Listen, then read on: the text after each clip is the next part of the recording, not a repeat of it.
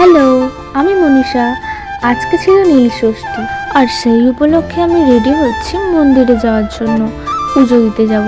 আমাদের সামনেই এখানে একটা শিব মন্দির আছে, ওখানেই আমার মা জল ঢালতে যাবে। তো আমিও আমার মায়ের সঙ্গে যাব। তো তাই আমি একটু রেডি হয়ে নিচ্ছি।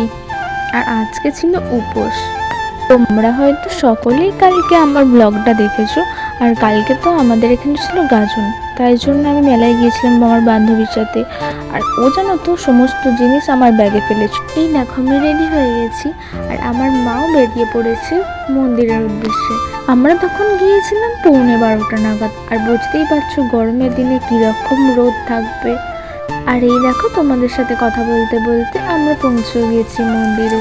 মা তাড়াতাড়ি যাচ্ছে, কারণ অনেক ভিড় ছিল তখন। দেখো কত ভিড়। দেখো আমার বান্ধবীর বাড়িতে ওই জিনিসগুলো দিয়ে আমি চলে এসেছিলাম ঠাম্মির স্কুলে। আর একটুখানি বসে আমার ঠাম্মি এই অঙ্গনারী স্কুলে সহকারী কাজ করে। আর মন্দিরের মধ্যে কি বিশাল একটা লাইন পড়েছে দেখো। এতক্ষণ আমাকে বসে থাকতে হবে। আমি তো বসে থাকতে থাকতে বোর হয়ে গেলাম। আর তখনই খেয়ে নিলাম একটা পেপসি, যা গরম পড়েছে। আর এখন পুজো করছে, এটাও একটু বসে বসে দেখছিলাম। অ্যাট লাস্ট আমার মায়ের পুজো হয়ে গেছে। এখন আমরা বাড়ি যাচ্ছি। ওই 1:10 নাগাদই বাড়ি গিয়েছিলাম। আর আজকে যেহেতু নিরামিষ, তাই আজকে লুচি ছিল। দেখো আমার বোন কিরকম দুষ্টু। তো আজকের দুপুরের লাঞ্চটা ছিল আমার এটাই। ভিডিওটা ভালো লাগলে অবশ্যই লাইক, কমেন্ট এবং সাবস্ক্রাইব করে দিও।